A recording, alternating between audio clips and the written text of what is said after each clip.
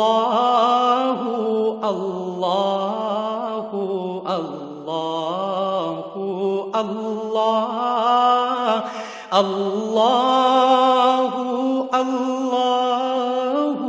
اللہ اللہ الحمدللہ رب العالمین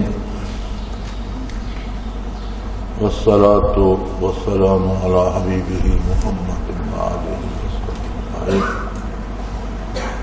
اعوذ باللہ من الشیطان الرجیم. بسم اللہ الرحمن الرحیم. یسألونک عن الروح قل الروح من امر ربی وما اوتیتم من العلم الا قلیلا.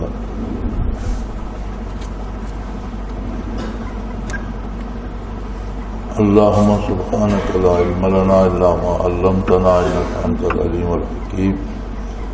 مولا یا صلی وسلم دائما ابدا علی حبیبک خیر الخلق کلہم.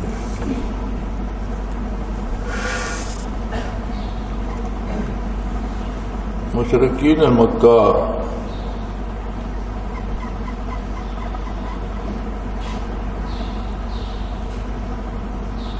مختلف سوالات پیش کیا کرتے تھے آقا نامدار صلی اللہ علیہ وآلہ وسلم پر، اور خود ان میں تو مذہبی شعور نہیں تھا.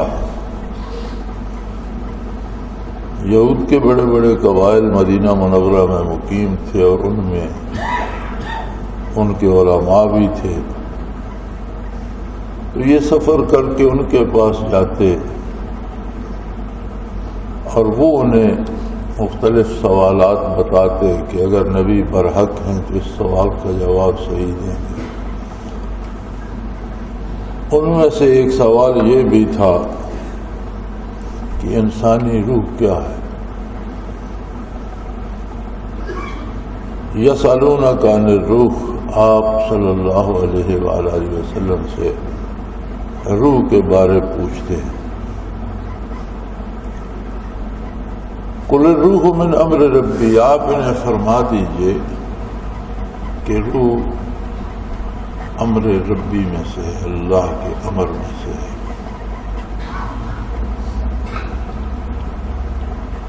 عالم دو ہیں بنیادی طور پر جن کا قرآن کریم نے ذکر فرمایا، وَلَهُ الْخَلْقُ وَالْأَمْرُ. عالم خلق بھی اسی کا ہے اور امر بھی اسی کا ہے. مخلوق کی جہاں حد ختم ہوتی ہے، عالم خلق ختم ہوتا ہے، وہاں سے عالم امر شروع ہوتا ہے.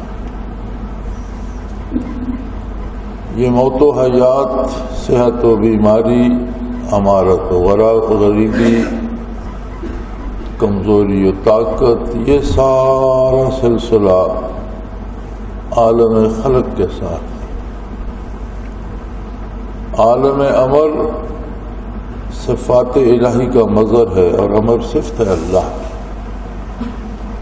اللہ جل شانہ کی جس طرح ذات قدیم ہے، اس کی ساری صفات بھی قدیم ہے، ازلی و ابدی. کوئی ایسی صفت نہیں جو کبھی نہیں تھی اور اللہ نے بنا کر اپنے ساتھ لگا لی، اور کوئی ایسی صفت نہیں جو آج ہے اور کل ختم ہو جائے. جس طرح اس کی ذات قدیم ہے، بے چون و چگوں ہے، اسی طرح اس کی صفات بھی ازلی و ابدی، بے چون و چگوں. عالم امر صفات الہی میں سے ہے. تو جواب یہ دیا گیا من جانب اللہ کہ آپ ان سے فرما دیجئے کہ روح تو عالم امر سے ہے. اب عالم امر سے اس کی تخلیق کس طرح ہوئی؟ عالم خلق سے تو بتایا گیا کہ مٹی کے گارے سے یا کیچڑ سے بنایا گیا. پھر اس کی تفصیل کی گئی کہ آگ، ہوا، مٹی، پانی، یہ چار اجزاء ملائے گئے. تو روح کس طرح بنی، اس میں کیا اجزاء ملائے گئے، عالم امر سے اس کی تخلیق کس طرح ہوئی، وہ کیا بنا. فرمایا وَمَا أُوتِيتُم مِّنَ الْعِلْمِ إِلَّا قَلِيلًا. انسان عالم خلق میں ہے، عالم خلق میں رہ کر وہ وسعت علمی نہیں آ سکتی کہ عالم امر کا احاطہ کرے۔ لہذا انسانی علوم اس بھید کو نہیں سمجھ سکتے کہ روح کی تخلیق کس طرح ہوئی اور بدن کے ساتھ اس کا رشتہ کس طرح قائم ہوا، یہ اس کی قدرت کاملہ ہے۔ انسان اتنا ہی جان لے اور اس پر یقین کر لے کہ روح عالم امر سے، اور یہ بھی اس کی قدرت کاملہ کا عجیب کرشمہ ہے کہ عالم خلق کے بھی کثیف ترین مادے سے وجود انسانی بنا۔ بعض مادے بھی لطیف ہیں لیکن یہ کثیف ترین مادہ ہے مٹی اور کیچڑ۔ اب ایک کثیف ترین وجود کے ساتھ ایک لطیف ترین چیز کا، روح کا رشتہ کثیف اور لطیف میں جوڑ کس طرح لگایا، یہ اس کی قدرت کام ہے۔ لیکن جوڑ ایسا پکا لگایا کہ یہ اب کبھی ٹوٹے گا۔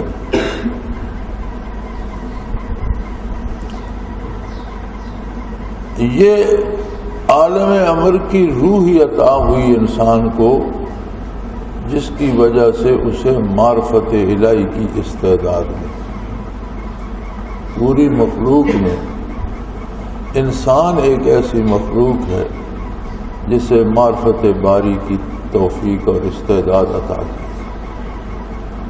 مقربان بارگاہ فرشتے، حاملین عرش فرشتے بھی یہ سوال نہیں کر سکتے کہ اللہ کون ہے، اللہ کیسا ہے، اللہ کہاں ہے۔ حکم کی اطاعت ساری کائنات کرتی ہے، ہر جگہ کرتی ہے۔ حاکم کی طرف نگاہ اٹھانے کی جرت کسی مخلوق میں نہیں سوائے انسان۔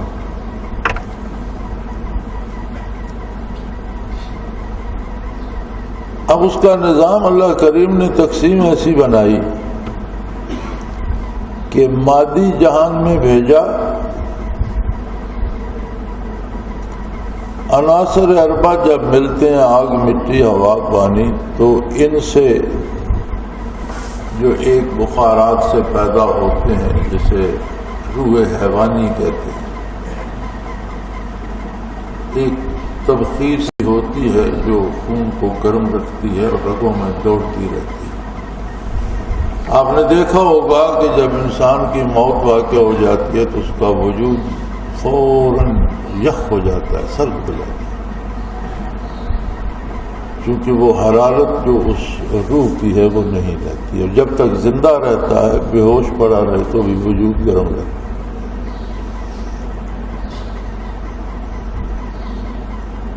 اسی کو نفس بھی کہتے ہیں، روح حیوانی۔ اب یہ چونکہ اس کی تخلیق ہی مادی اجزاء سے ہوئی تو اس کی فوری رسائی مادی چیزوں تک ہوتی ہے، اس کی محبت مادی چیزوں کے ساتھ ہوتی ہے، وہ حاصل مادی دولت کرنا چاہتا ہے۔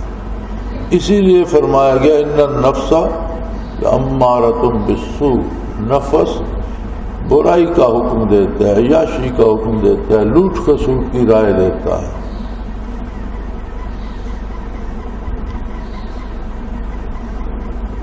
لیکن روح عالم امر کی چیز ہے، نفیس ہے، پاکیزہ ہے، لطیف تر ہے۔ وہ واپس اپنے وطن، اپنے گھر کو لوٹنا چاہتی ہے، اپنے عالم کو لوٹنا چاہتی ہے۔ اب رشتہ ایسا ہے کہ چھوڑ نہیں سکتی، یا تو پھر انسان کا پورا جو ہے رابطہ اور اس کی توجہ عالم امر تک جائے، اور یا پھر روح بھی اس کے ساتھ گارے میں لتھڑ جائے۔ اس کا اختیار انسان کو دیا گیا۔ وَهَدَيْنَاهُ السَّبِيلَ إِمَّا شَاكِرًا وَإِمَّا كَفُورًا، دونوں راستے تمہیں بتا دیے گئے ہیں، تم زمین پر رہ کر مخلوق ہو کر عالم خلق میں رہ کر اپنا رشتہ عالم امر سے استوار کرنا چاہتے ہو تو وہ راستہ بھی کھلا ہے، اور عالم امر کی امانت کو بھی تم کیچڑ میں لتھڑنا چاہتے ہو تو تمہاری پسند پہ ہے، یہ بھی کھلا ہے، محاسبہ ہوگا، اور جو اپنے اصل کو پہنچا انعام پائے گا، اور جس نے اپنے وجود کے ساتھ روح کو بھی تباہ کیا وہ سزا پائے گا۔ مادی دنیا میں اللہ کریم نے روح کو بدن کے تابع کر دیا، بدن مکلف بالذات ہے، روح بدن کے واسطے سے بالطبع مکلف۔ مادی دنیا کی گرمی، سردی، صحت، بیماری، نیکی، بدی، یہ سارا بدن برداشت کرتا ہے براہ راست، لیکن روح بھی اس کے ساتھ بھگتتی رہتی ہے۔ یہ گناہ میں آلودہ ہوتا ہے تو اس پر بھی میل آ جاتا ہے، یہ کفر میں جاتا ہے تو وہ بھی مر جاتی ہے، اس کی حیات بھی ختم ہو جاتی ہے، اس کی استعداد ختم ہو جاتی ہے۔ روح کی موت فنا نہیں ہے، نہ بدن کی موت فنا کا نام ہے، موت نام ہے اللہ کریم کی رحمت سے محروم ہو جانے۔ یہ جسے ہم موت کہتے ہیں یہ تو ایک عمل ہے زندگی کے تسلسل کا، کہ روح عالم امر میں تھی، اجزائے بدن زمین پہ بکھرے ہوئے تھے، پھر وہ صلب پدر میں جمع ہوئے، شکم مادر میں پہنچے، وجود بنا تو روح اس کے ساتھ اللہ نے ملا دی، تو کتنی تبدیلیاں آئیں کہ ذرات خاکی خوراک بن کے کہیں پہنچے صلب پدر میں، پھر شکم مادر میں، پھر وہاں غذا پہنچتی رہی، انہیں وجود بنا، پھر اس میں روح آئی، پھر وہ دنیا میں آ گیا۔ اب دنیا سے اسے برزخ میں جانا ہے، برزخ سے اسے میدان حشر میں جانا ہے، تو یہ ایک تسلسل، ایک سفر کا نام ہے، یہ فنا نہیں ہے۔ موت کو سمجھا غافل، اختتام زندگی ہے یہ شام زندگی، صبح دوام زندگی۔ یہ تو ایک موت تو ایک ایسی صبح کا نام ہے جس کا دن ختم ہی نہیں ہوگا۔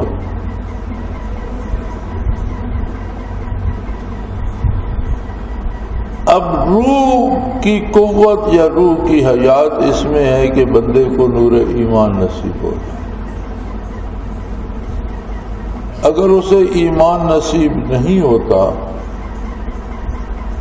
تو اس کی مثال ایسی ہوتی ہے جیسے روح تو مر چکی ہو اور یہ جو بدن ہے یہ چلتی پھرتی قبر ہو۔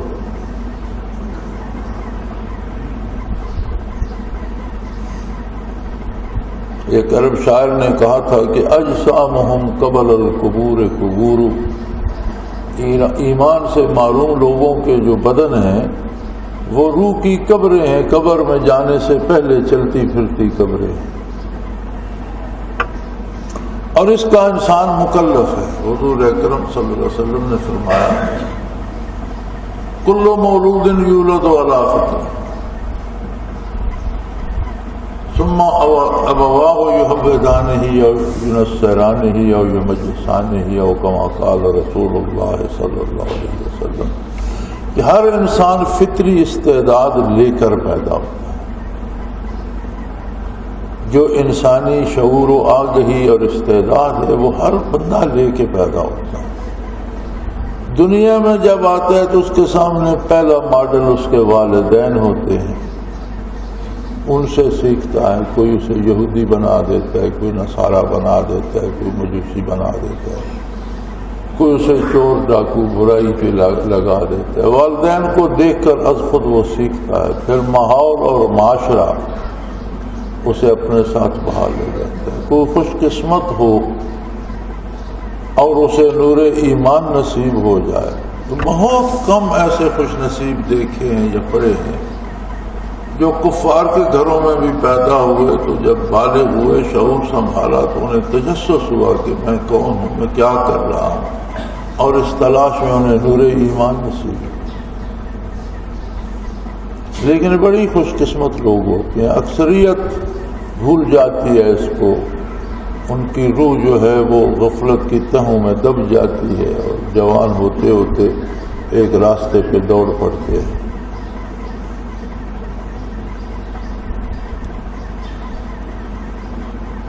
جو مخلوق بھی نافرمانی کرے گی عذاب پائے گی، لیکن سب کی سزا کی ایک حد ہوگی، ہر گناہ کی ایک حد ہوگی، اس کی سزا کی حد ہوگی۔ ابلیس ہمیشہ رہے گا دوزخ میں، اس کی سزا ختم نہیں ہوگی۔ یا پھر جو انسان ایمان سے خالی جہنم میں جائے گا وہ بھی ہمیشہ رہے گا،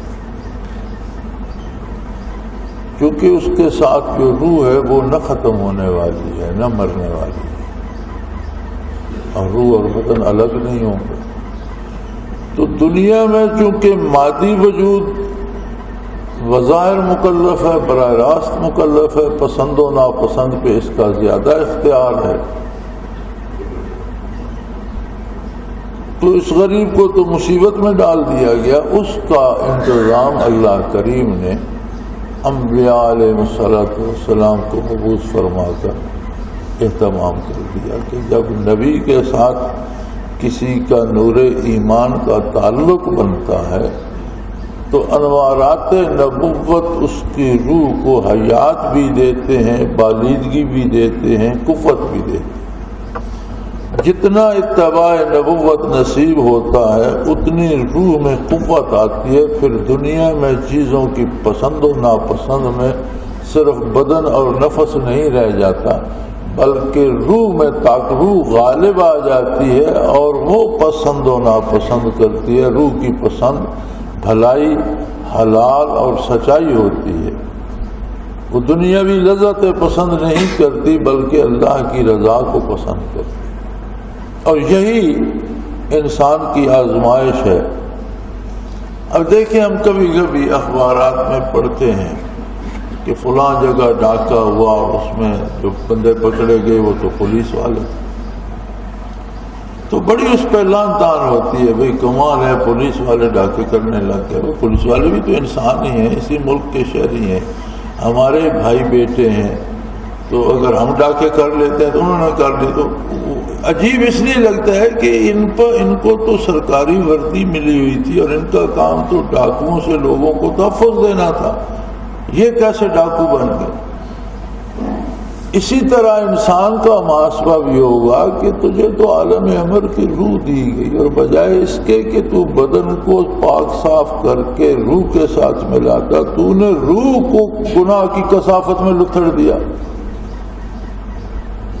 تو اس کی سزائیں بہت شدید ہوں گی، بہت طویل ہوں گی، اور اگر کسی کا کفر پہ خاتمہ ہوا تو ہمیشہ ہمیشہ اسے سزائیں بھگتنا پڑے، کیونکہ اس نے ایک جسم لطیف کو، ایک پاکیزہ جسم کو، روح کو بھی گناہوں میں لطف۔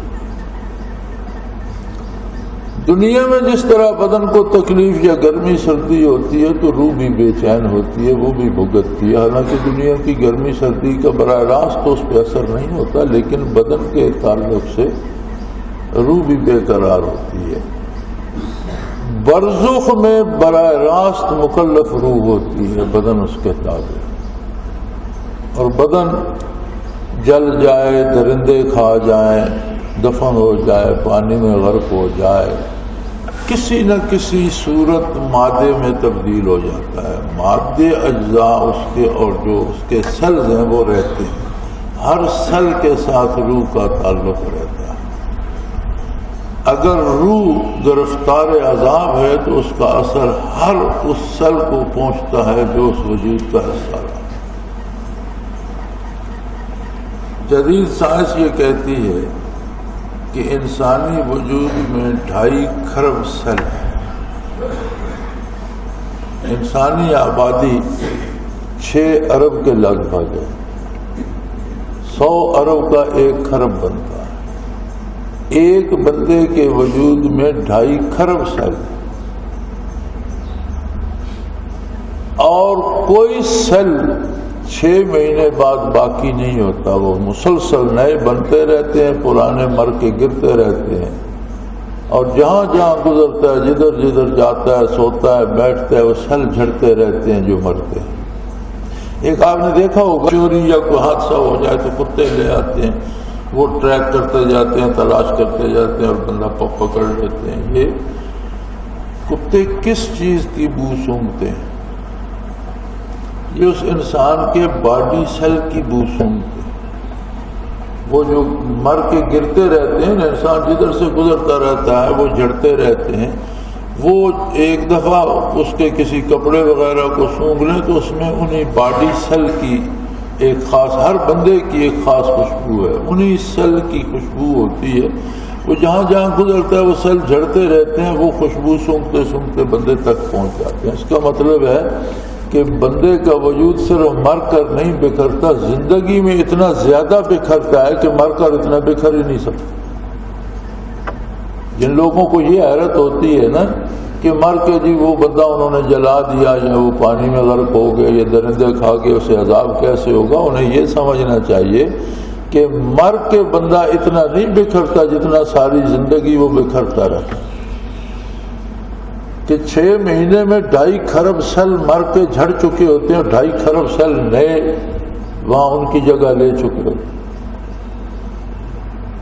تو گویا سال میں 2 مرتبہ پورا وجود بکھر چکا ہوتا ہے، کہاں کہاں سفر کرتا ہے، کہاں کہاں جاتا ہے، کہاں کہاں رہتا ہے، وہ وہی میں گرتے رہتے ہیں۔ اگر خدا پناہ دے قبر میں عذاب میں گرفتار ہوگا تو جہاں جہاں وہ سیل گرے ہیں، جتنا عرصہ وہ وجود کے ساتھ رہے ہیں، جتنا ان کا حصہ بنتا ہے، اتنا عذاب ہر سیل کو ہر جگہ پہنچے، چونکہ روح کا رشتہ تو ہر سیل کے ساتھ استوار رہے۔ اگر روح نجات میں ہے تو ہر سیل کو وہ خوشگوار فضا یا وہ روشنی یا وہ نور یا وہ لذت یا وہ نعمتیں جو روح کو نصیب ہوں گی، وہ جہاں بھی اس کا کوئی باڈی سیل ہوگا اس تک وہ راحت کو۔ حشر قائم ہوگا تو نہ روح بدن کے تابع رہے گا، نہ بدن روح کے تابع، دونوں برابر مکلف ہو جائیں گے، ایک جیسا محسوس کریں گے، ایک جیسا دیکھیں گے۔ اب جو روحانی چیزیں ہیں وہ بدن بھی دیکھے گا اور جو مادی چیزیں ہیں وہ روح بھی دیکھے گی، دونوں جواب دہ ہوں گے اللہ کے حضور۔ جہنم میں بھی دونوں برابر کے حصہ دار ہوں گے، جنت میں بھی دونوں برابر کے، روح اور بدن دونوں برابر مکلف ہوں گے۔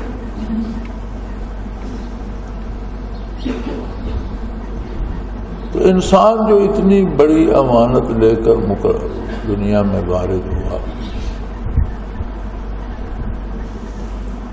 اب اگر وہ نرا بدن ہی کی ضروریات پہ لگ جائے تو اللہ کریم فرماتے ہیں اولئک کالانعام بل ہم اضل۔ جو صرف پیسے جمع کرنا، کھانا پینا، بچے پیدا کرنا، گھر بنانا، دولت جمع کرنا اور مر جانا جن کی زندگی کا مشن ہے، فرمایا یہ چوپاؤں کی طرح ہیں، جانور ہیں،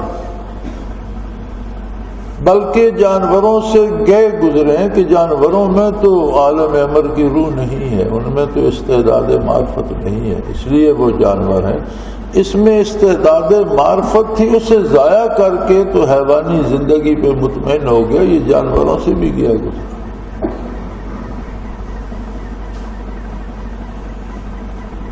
سو میرے بھائی، بندے کی سب سے اہم ذمہ داری، اولین ذمہ داری یہ ہے کہ وہ روحانی زندگی، روح کی حیات، روح کی صحت کی فکر کرے۔ بدن کی زندگی بڑی مختصر ہے، یہ وقت کا عجیب تماشا ہے۔ آج کسی سے کوئی بات کریں اور اسے بتائیں کہ یہ کام میں 20 سال بعد کر دوں گا تو وہ چکرا جائے گا کہ 20 سال بعد، اسے اتنا لمبا لگے گا 20 سال، لیکن جن کی 60-70 سال عمر ہے ان سے پوچھیں وہ 60-70 سال کتنے، وہ کہتے ہیں کل تو یار لڑکے تھے، آج 70 سال گزر گئے، پتہ ہی نہیں چلا۔ وقت جب بسر ہو جاتا ہے تو اس کا پتہ نہیں چلتا. آج 20 سال کی بات ہم کریں گے تو لمبا لگے گا، لیکن کسی 60-70 سال کے بندے سے پوچھیں وہ تیرے وہ سالوں ماں کیا ہوئے تو کہ کل کی بات تھی یار، سکول پڑھتے تھے، لڑکے تھے، کھیلتے کودتے تھے، پتہ نہیں کہاں گزر گئے سال، سمجھ ہی نہیں آتی. تو بدن کی حیات تو اتنی سی ہے کہ قیامت کو پوچھا جائے گا کم لبستہ، کتنے رہے ہو دنیا میں؟ یومن او بعد یوم، یا اللہ کو دن بھر رہے ہوں گے یا پیر بھر رہے ہوں گے دنیا میں، تو بس گئے اور چلے آئے.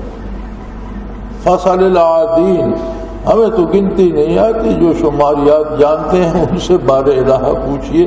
ہمیں تو لگتا ہے کہ پیر بھر یا 2 پیر یا دن بھر وہاں گئے اور آ گئے. یہ جو دنیاوی، اور ہم سب جانتے ہیں، ہم سب ہمارے سامنے ہے، ہم نے اپنے ہاتھوں سے اپنے بزرگوں کو دفن کیا، اپنے بچوں کو دفن کیا، اپنے بھائیوں کو، بہنوں کو، دوستوں کو دفن کیا. ہم سب جانتے ہیں کہ ہمیں دفن ہو جانا ہے، ہمیں دنیا سے چلے جانا ہے. یہ لذت عارضی ہیں، یہ دولت عارضی اور وقتی ہے، یہ موٹریں، گاڑیاں، مکان، یہ وقتی اور لمحاتی چیزیں ہیں. یہ مرغن کھانے اور مشروبات، یہ سب وقتی اور لمحاتی ہیں. ضرور کھائیں، اچھی گاڑی رکھیں، اچھا کھانا کھائیں، لیکن حلال. حرام ہوگا تو روح کو تباہ کرے گا، روحانی زندگی کو تباہ کرے گا، قبر کو برباد کرے گا، اس کا کیا فائدہ. اب اس کے لیے ضرورت ہوتی ہے کہ روحانی استعداد بڑھائی جائے، اور اس کا ذریعہ اللہ کا ذکر ہے.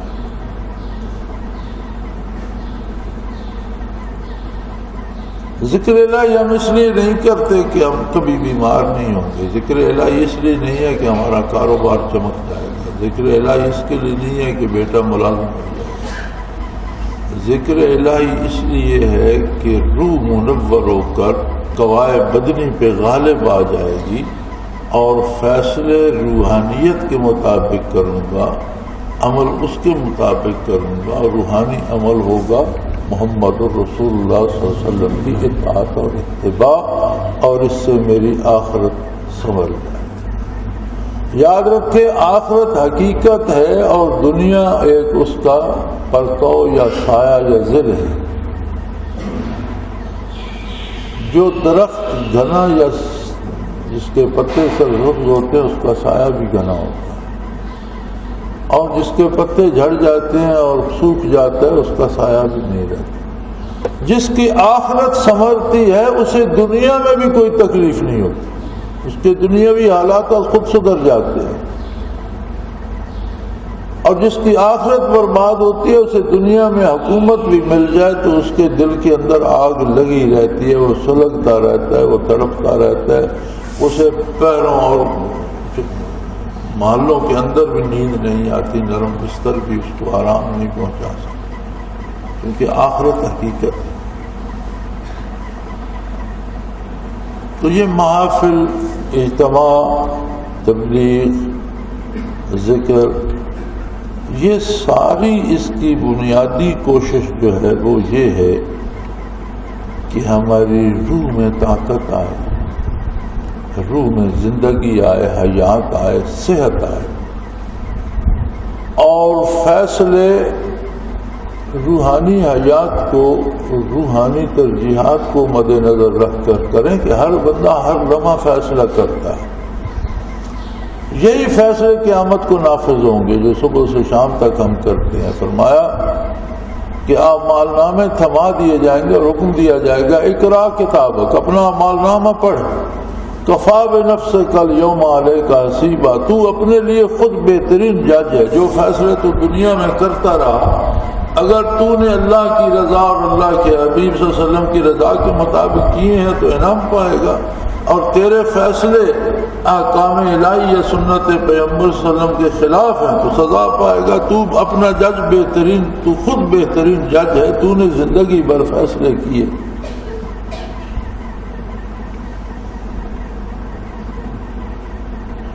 ہم دن بھر جو بولتے ہیں، جو لکھتے ہیں، جو پڑھتے ہیں، جو سوچتے ہیں، جو عمل کرتے ہیں، کبھی دن بھر میں یا شام کو یا رات کو یا سونے سے پہلے تھوڑا سا دیکھ لینا چاہیے کہ دن کیسا گزرا، کیا کھویا کیا پایا۔ سیدنا فاروق اعظم رضی اللہ تعالیٰ عنہ فرماتے تھے کہ اس سے پہلے کہ تم سے حساب لیا جائے اپنا محاسبہ خود کرتے رہا۔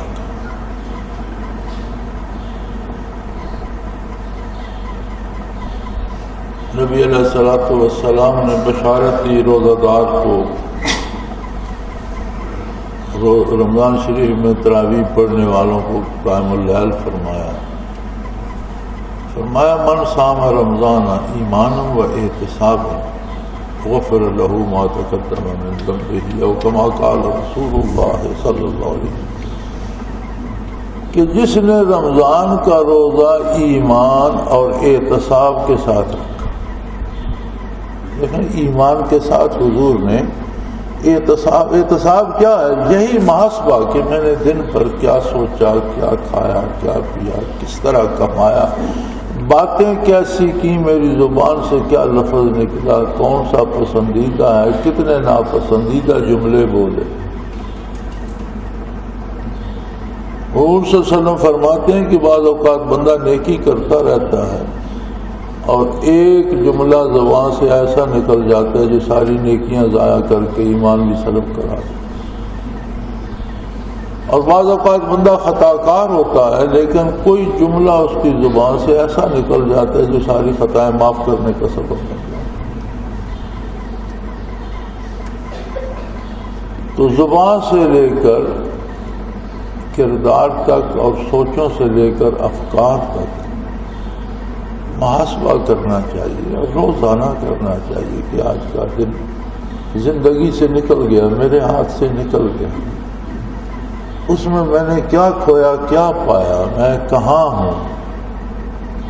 بندہ خود کو تو تلاش کرے کہ میں کہاں کھڑا ہوں، اگر اس حال میں موت آ گئی تو میرا حشر کن لوگوں کے ساتھ ہوگا۔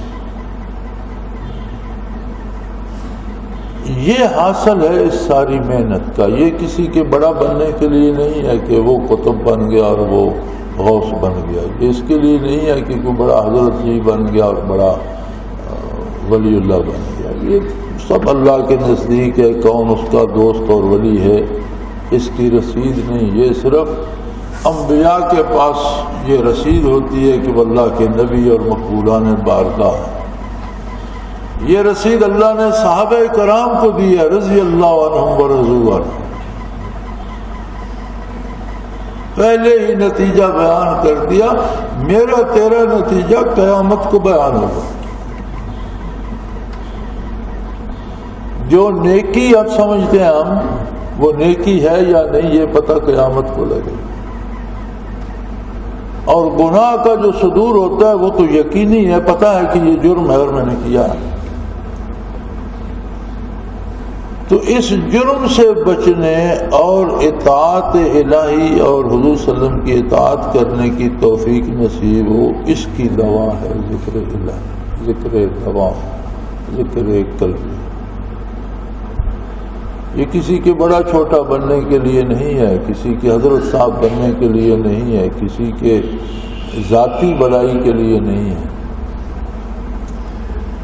اور میں یہ سمجھتا ہوں، اکثر میں یہ سوچتا ہوں کہ 1400 سال صوفیاء نے کبھی یہ طریقہ اختیار نہیں،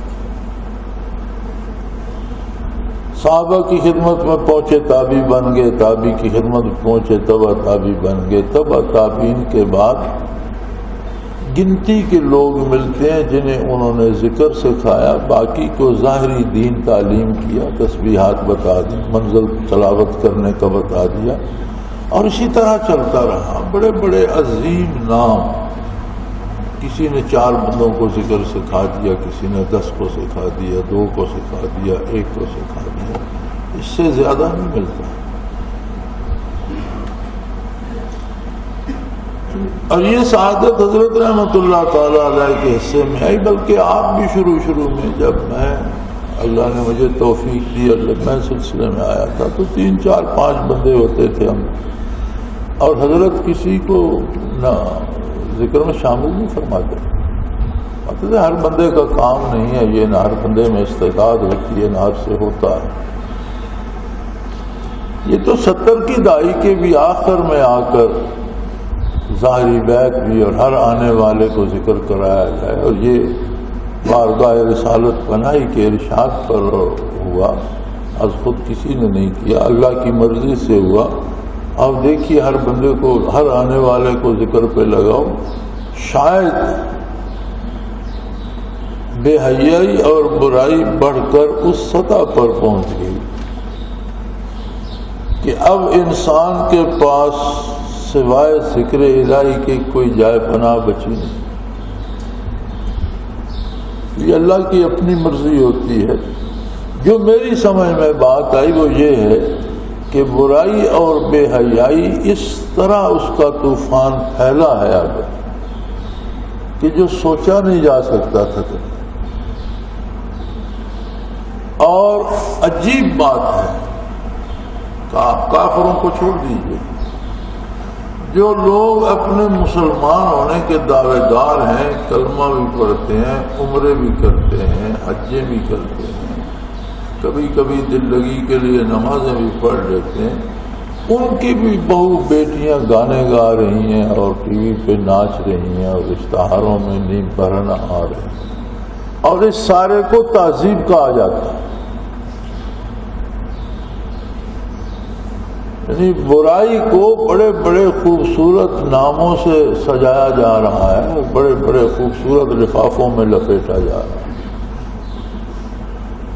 تو جب جو اپنے مسلمان ہونے کے دعوے دار ہیں ان کا یہ حال ہے، یہ جو ہمارا دن بھر ٹی وی پہ یہ ناچ رہی ہوتی ہیں، یہ کیا ہماری بیٹیاں نہیں ہیں؟ یہ مسلمانوں ہی کی بچیاں ہیں۔ تو بے حیائی اس سطح پر پہنچ گئی ہے کہ اب شاید جائے پناہ سوائے ذکر الہی کے کوئی بچی نہیں۔ اس لیے اللہ کریم نے اسے عام فرما دیا، اور یہ اس کا احسان ہے۔ وہ کریم ہے اور اس کا کرم عام ہے۔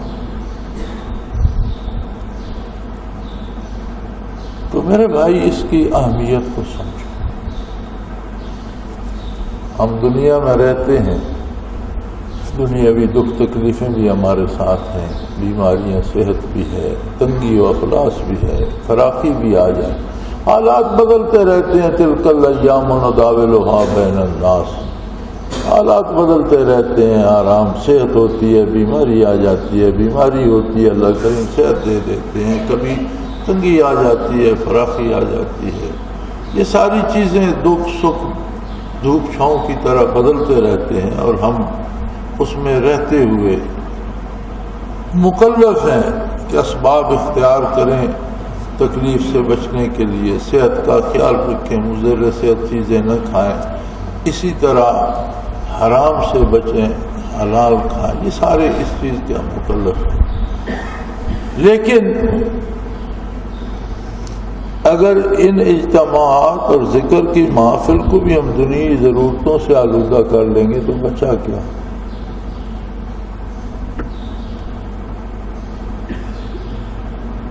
یہ تعویذ دھاگے اور دم درود کا میں اسے پسند نہیں کرتا۔ یہ الگ بات کہ یہ ایک مصیبت من جانب اللہ گلے پڑ گئی، اور جو کچھ میں کوئی نقش دیتا ہوں یا بہت کم دم کرتا ہوں، لیکن اگر کرتا ہوں تو 1-2 چیزیں جو وہ بھی ہیں جو اللہ کریم نے مجھے عطا کی، تو میں نے حضرت جی پر پیش کی تو انہوں نے فرمایا تمہیں عطا ہوا ہے، وہی رکھو اللہ کا نام، وہی ایک تعویذ ہے، اور وہ بھی میں کلام پڑھتا ہوں، لکھتا نہیں ہوں، لکھتا ویسے لکیر ڈال دیتا ہوں، الفاظ میں صحیح لکھتا نہیں ہوں، الفاظ دل میں دہراتا ہوں اور لکیر، یہ اللہ کی مرضی، وہ شفا دے دیتا ہے۔ اچھا ہے، مفت علاج ہے، سستا علاج ہے، لیکن اب اجتماع کو تو اس علاج کی نظر نہ کرو۔ 30 دن بعد اجتماع ہوتا ہے مہینے کا، 30 دن روزانہ میں چوکیدار کی طرح بیٹھا ہوتا. میں بھی انسان ہوں اور مزدور آدمی ہوں. میرا سارا کاروبار ان تعویذ والوں نے چھڑا دیا. اب گندم بجائی ہو رہی ہے، کٹائی ہو رہی ہے، مونگ پھلی بیجنی ہے، ادھر جانا ہے، وہاں زمین میں ہل چلانا ہے، وہاں یہ کرنا ہے، وہاں مائن پھنسی پڑی ہے، لیبر کوئی نہیں، مزدور رانی کہیں نہیں. یہی بیٹھا رہتا ہوں. اٹھنے لگتا ہوں تو ایک اور آ جاتا ہے تعویذ چاہیے. اٹھنے لگتا ہوں تو کوئی اور آ جاتا ہے. تو سارا دن اسی طرح نکل جاتا ہے. دوسرے دن پھر وہی یاد. میں نے بڑی دفعہ کہا یار کو ہفتے میں ایک دن رکھ لو، باقی کو میرے کام کے لیے بھی رہنے دو. لیکن ہر ایک کو اپنی تکلیف یاد ہوتی ہے، دوسرے کا تو اسے یاد نہیں ہوتا. جب کسی کو درد ہوتا ہے اٹھ کے دوڑ پڑتا ہے. چلو ٹھیک ہے، آئیں روز آئیں، لیکن کم از کم اجتماع کو تو تعویذوں کی نظر نہ کریں. اجتماع کے لیے تشریف لائیں تو صرف روحانی تعلیم کے لیے. اب اگر آپ بیماروں کو بھی، اب بیماروں کو پتہ نہیں لوگ ساتھ کیوں لے آتے ہیں. آپ بیمار کو گھر رہنے دو. میں تو حکیم نہیں ہوں، میں نے نبض نہیں دیکھنی، ڈاکٹر نہیں ہوں، اسے چیک اپ نہیں کرنا. کوئی ایک بندہ آ کر تکلیف بتا کر تعویذ لے جاؤ، بات ختم. بیمار کو کیوں تکلیف دیتے؟ اور پھر اجتماع پہ جب آپ تشریف لاتے ہیں تو سب کو ضرورت تعویذوں کی ہوتی ہے. آپ کو بالکل آئندہ جو اجتماع کے ہفتے کو تعویذ لے گا اسے رہنے کی اجتماع کے لیے اجازت نہیں ہوگی. تعویذ لے اور چلا جائے. آیا تعویذ لینے جائے، پریشان نہ کرے. اور جو اتوار صبح اٹھ کر تعویذ مانگے گا اسے ملیں گے نہیں. اپنی نیت کو خالص کرو اللہ. یہ دنیاوی بیماریاں تو رہیں گی. ایک کے لیے تعویذ لے جاؤ گے اور اس نے 10 اور چھوڑ دی، پھر کیا کرو؟ وہ جو ایک سے شفا دے گا وہ 10 اور بھی لگا سکتا ہے.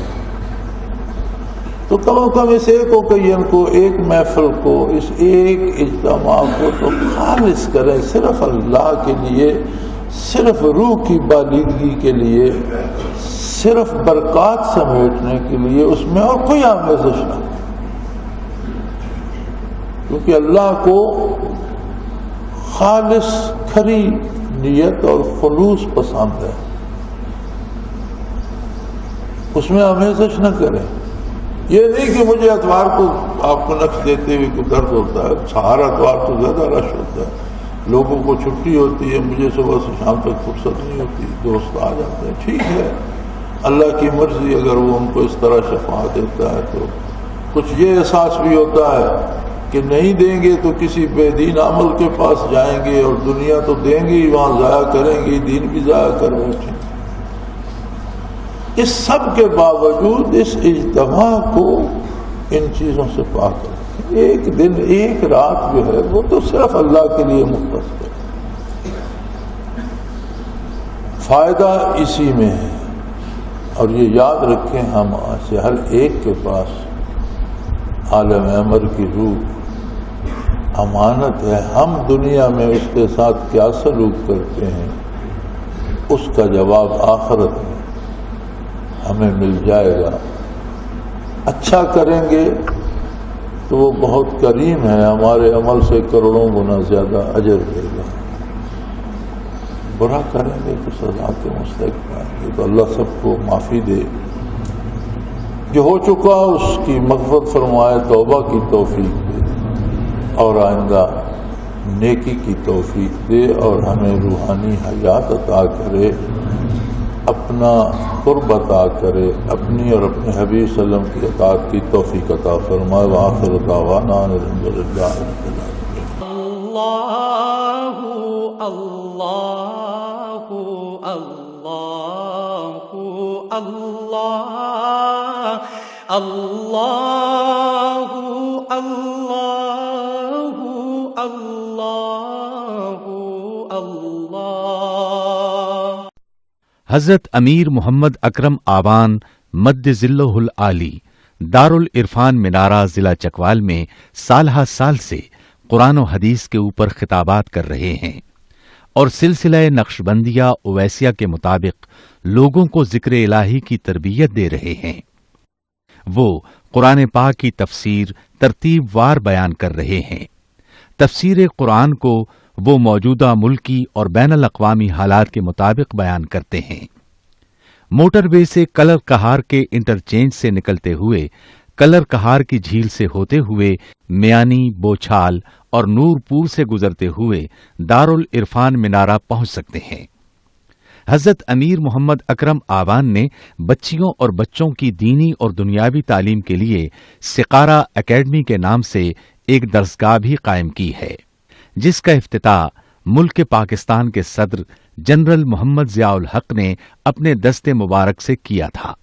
وہ تمام احباب جو اسلام کی طلب رکھتے ہیں ان سے گزارش ہے کہ دارالعرفان منارہ ضلع چکوال میں امیر محمد اکرم آوان صاحب کے خطابات سے مستفید ہوں۔ وہ ہر جمعے کو نماز سے پہلے بیان فرماتے ہیں۔ ہر ماہ کی پہلی اتوار کو ماہانہ اجتماع ہوتا ہے جس میں آپ خصوصی خطاب فرماتے ہیں اور پاکستان کے چاروں صوبوں سے احباب اس اجتماع میں شرکت کرتے ہیں۔ اس کے علاوہ یہاں سال میں 2 مرکزی اجتماعات بھی ہوتے ہیں، ایک رمضان المبارک میں اعتکاف کا اجتماع اور دوسرا جولائی اور اگست میں 40 دن کا اجتماع ہوتا ہے جس میں روحانی تربیت کی جاتی ہے۔ اپنا خون سیماب دے کر اتنا ہم کر جائیں گے، نام آقا کا چمن میں پھر رقم کر جائیں گے۔